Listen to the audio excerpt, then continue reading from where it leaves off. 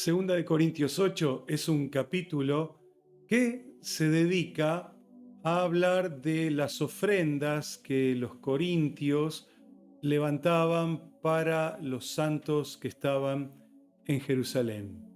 Interesante, los griegos, que eran personas no judías, levantan dinero para los judíos que viven en Jerusalén.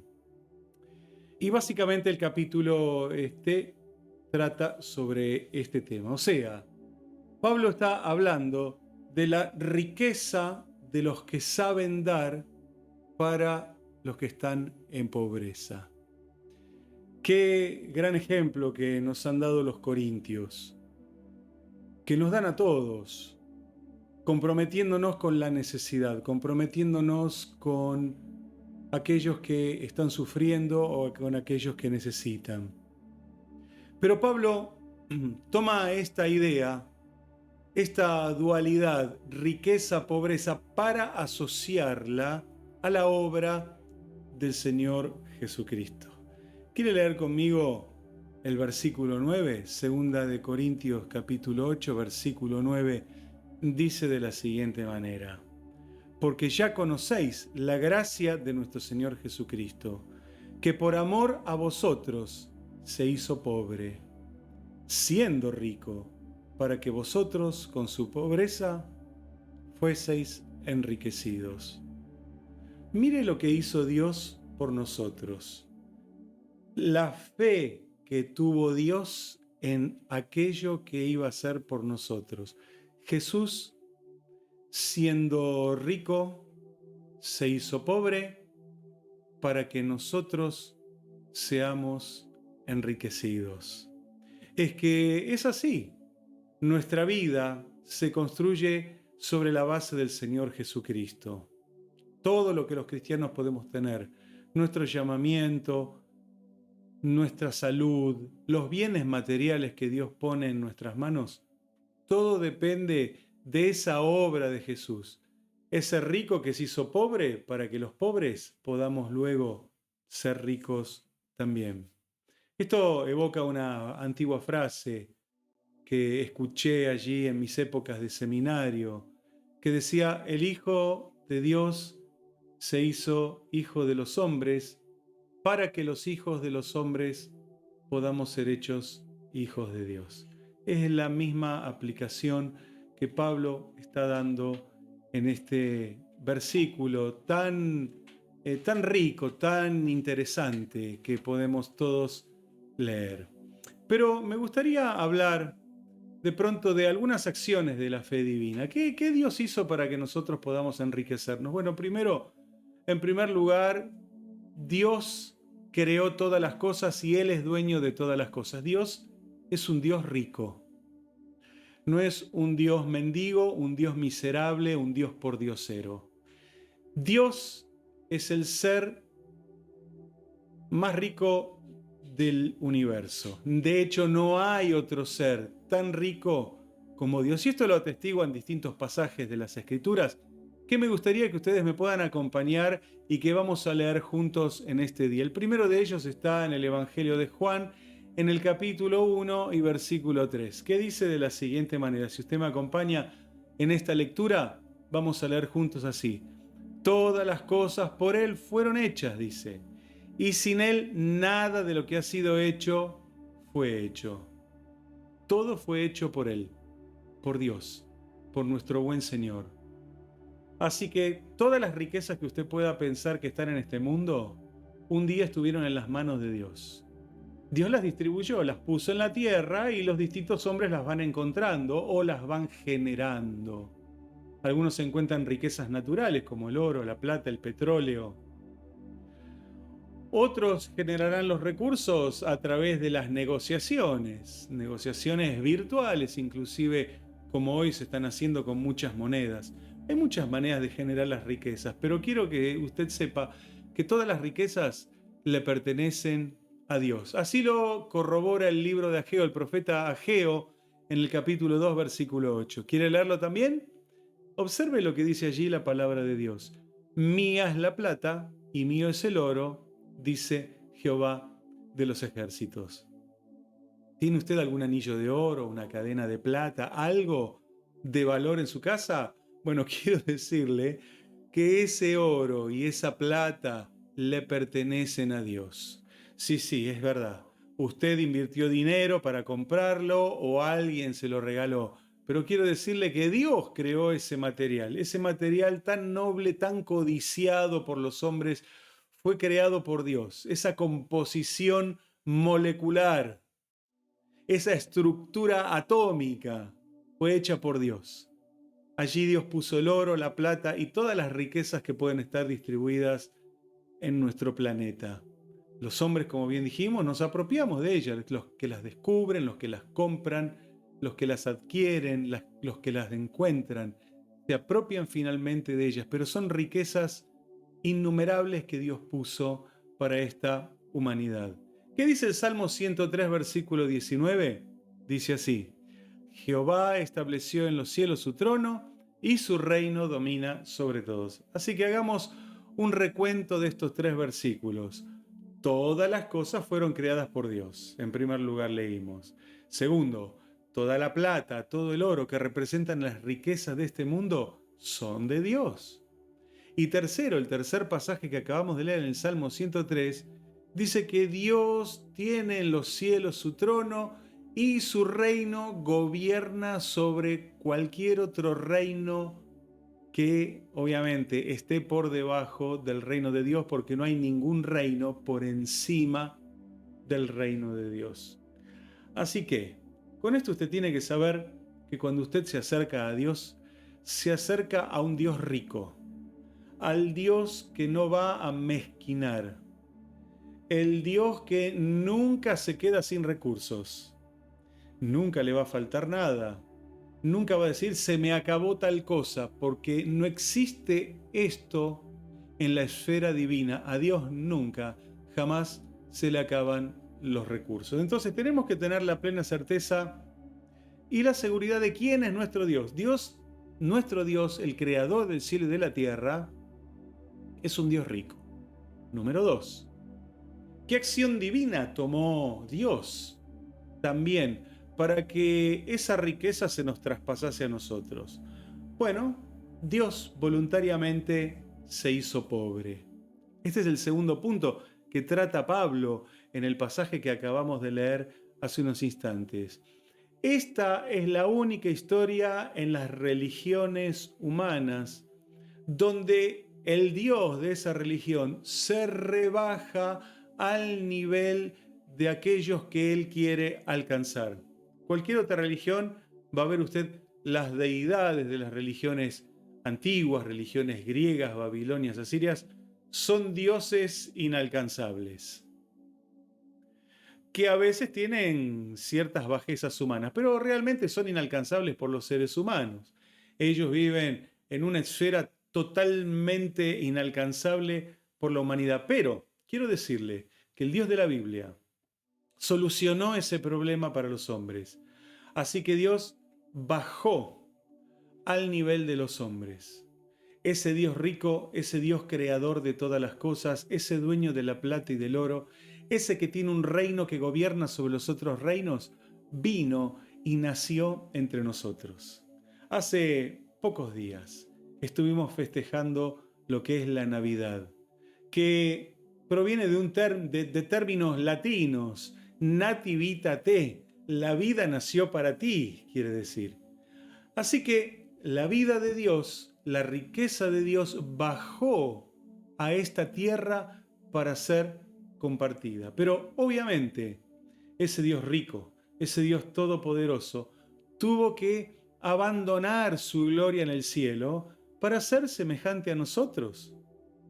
Si no, hubiera sido una lucha absolutamente desigual.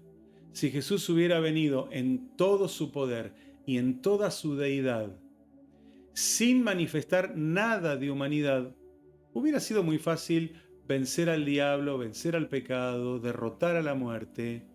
Jesús lo hizo como un hombre tomado de la fuerza que proviene de su Padre, del Padre Celestial, que es su Padre y que también es mi Padre. Jesús lo enfrentó como hombre, como un hombre sin pecado, como un hombre sin manchas delante de Dios. Por eso dice Filipenses, el libro de Filipenses, Pablo escribe en el capítulo 2, versículos 6 al 8, de la siguiente manera. El cual, hablando de Jesús, el cual, siendo en forma de Dios, no estimó el ser igual a Dios como cosa que aferrarse, sino que hizo, se despojó a sí mismo. Aquí se usa una palabra griega que es la palabra kenosis. Es el despojo voluntario, es el abandono voluntario de sus atributos, de sus cualidades divinas. Ahora vamos a explicar un poco más. Sigamos leyendo. Sino que se despojó a sí mismo tomando forma de siervo, hecho semejante a los hombres. Y estando en la condición de hombre, se humilló a sí mismo, haciéndose obediente hasta la muerte y muerte de cruz. Es que si Dios no hacía eso, no podía venir a asumir la humanidad. Tuvo que despojarse, tuvo que hacer kenosis de aquellas cualidades que son puramente y exclusivamente de Dios, porque serían incompatibles con la vida humana. Por ejemplo, conocemos de Dios, de acuerdo a la teología, los atributos que se llaman omnipotente, omnisciente, omnipresente. Son atributos divinos incompatibles con la vida humana, con la carne humana. Nosotros no podemos estar en dos lados a la vez. O estamos aquí o estamos allá. Jesús también, con un cuerpo físico, no podía estar en Jerusalén y en Samaria a la misma vez. No era posible. Entonces tuvo que despojarse de esos atributos omni. Acuérdese, omnipotente, todo lo puede, omnisciente, todo lo sabe, omnipresente, que está en todo lugar. Se despojó. ¿De qué más se despojó? De su gloria, de la gloria divina. Piense que Jesús reinaba a la diestra del Padre.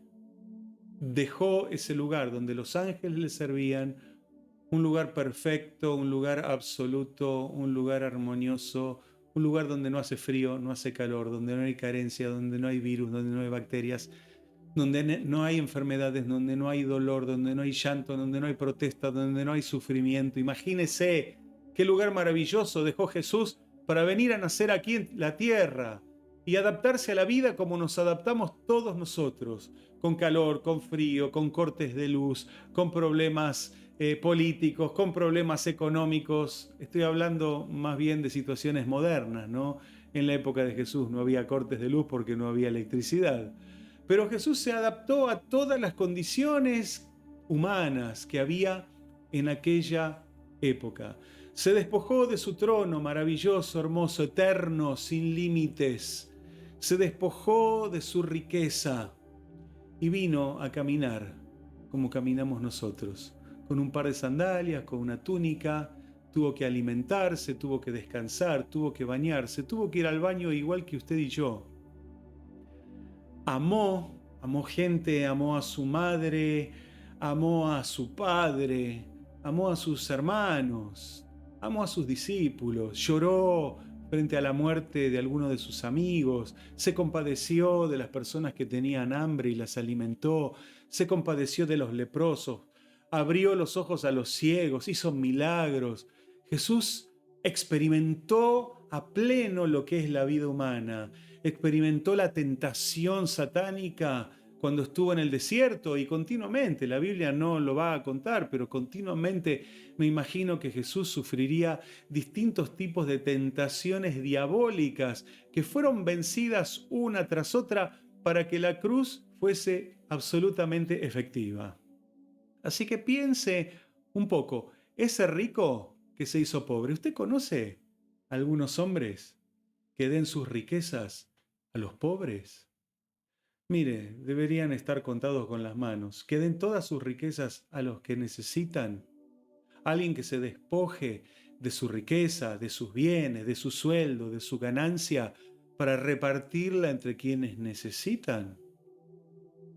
Realmente esto es muy llamativo. No es común en esta tierra.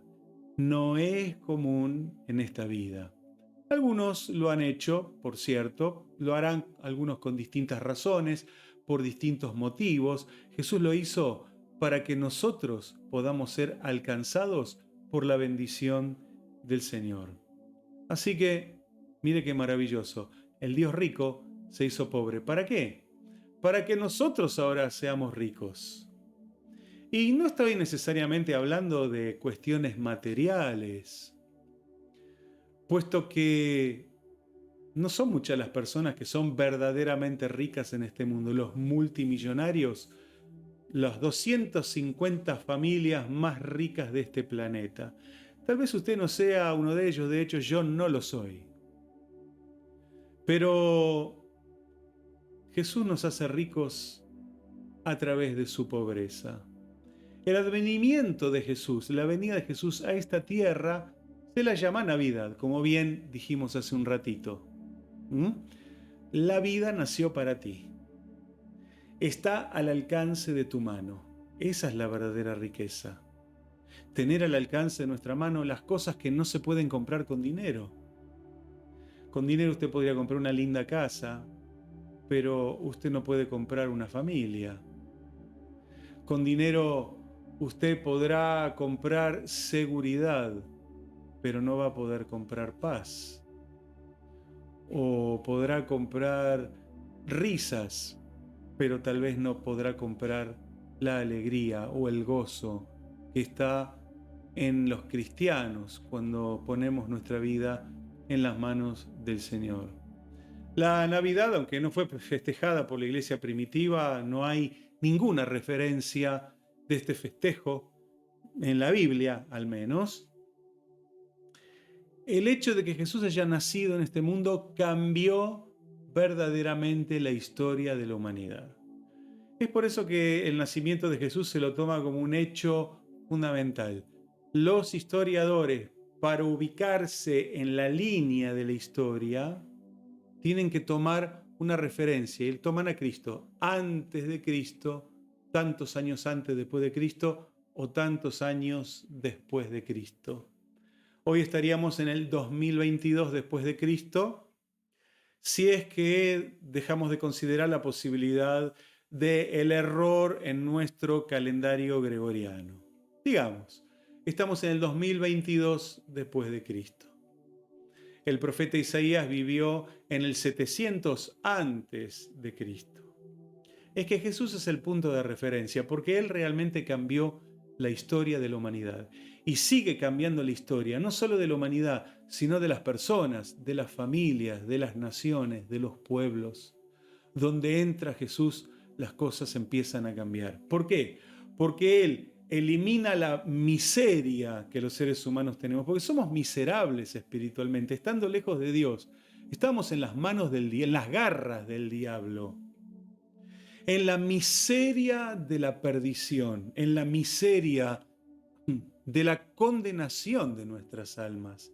Pero cuando Él viene nos da la vida, cuando nos da la vida nos da la esperanza. Y al darnos la esperanza de la salvación, con eso nos brinda todas las cosas. Jesús dijo claramente, busquen primeramente el reino de Dios y todas las demás cosas, absolutamente todas vendrán por añadidura. Por eso la primera riqueza que viene a nuestra vida es la riqueza espiritual. Usted pasa de muerte a vida. Eso es un cambio fundamental. Pasar de muerte a vida es el cambio más importante. Es de pasar de la desgracia a la bendición. Por lo tanto, es pasar de la pobreza absoluta a la riqueza máxima que el hombre puede tener. Y no estoy hablando de dinero, de billetes, de dólar, de oro, de monedas, de inversiones. Estoy hablando de su vida espiritual. Puede cambiar de un momento para el otro si usted le pide a Jesús que entre a su corazón, le perdone sus pecados y que le dé la vida eterna que solo Él puede dar. Pero aparte, después de esto, también hay una añadidura. Es como les dije recién, uno recibe primero lo espiritual. Pero, ¿qué pasará con lo material? ¿Cambia, no cambia? ¿Hay, no hay? ¿Qué es lo que pasa? Quiero que lea junto a mí el pasaje de Romanos, la carta que escribe Pablo a los Romanos en el capítulo 8, versículo 17. Dice así: y si hijos, hablando de nosotros, si ahora somos hijos, también herederos, herederos de Dios y coherederos con Cristo, si es que padecemos juntamente con Él, para que juntamente con Él seamos glorificados. Mire lo que hace Dios. Mire qué acción de fe que Dios hace para nosotros. Nos hace herederos y coherederos con Cristo Jesús. Él es el primogénito, el unigénito de Dios. ¿Sí? Él es el unigénito de Dios y el primogénito de María. Pero de Dios es el unigénito, el único hijo que Dios tuvo. No hay otro. No hay otro hijo que Dios haya tenido. Es Jesús. Él es el heredero de todas las cosas del Padre. Pero dice que el Padre, al recibir nosotros a Jesús en nuestro corazón, nos hace coherederos, o sea, nos da el mismo derecho y el mismo privilegio que tuvo Jesús. Sí, el mismo. Lo mismo que hereda Jesús, lo va a heredar usted. De la misma manera. Este pasaje lo dice así, Romanos 8:17, es muy claro, y hay otros pasajes que también nos pueden hablar y enseñar de esto. Bueno, usted lo tendrá que investigar por su propia cuenta. A nosotros no nos da el tiempo en este momento para tratar todo este tema. Pero usted, al recibir al Hijo de Dios, usted se hace hijo de Dios. Por lo tanto, también coheredero de todas las riquezas que Dios tiene. Así que Dios ya no es un extraño para usted. Es un papá rico al cual usted puede acceder en cualquier momento y frente a cualquier necesidad. Me gustaría cerrar este mensaje leyendo nuevamente 2 Corintios 8:9. Volvamos de nuevo al primer pasaje que motivó a todo este mensaje. Dice así: porque ya conocéis la gracia de nuestro Señor Jesucristo, que por amor a vosotros se hizo pobre, siendo rico, para que vosotros con su pobreza fueseis enriquecidos. Todo esto lo hizo Dios. Por eso este mensaje se llama Fe Divina, porque son las cosas que Dios hizo para usted y para mí. Dios puso su creencia en marcha, su fe en marcha para nosotros, para que nosotros también podamos tener fe. Un Dios rico que se hace pobre para que nosotros seamos ricos.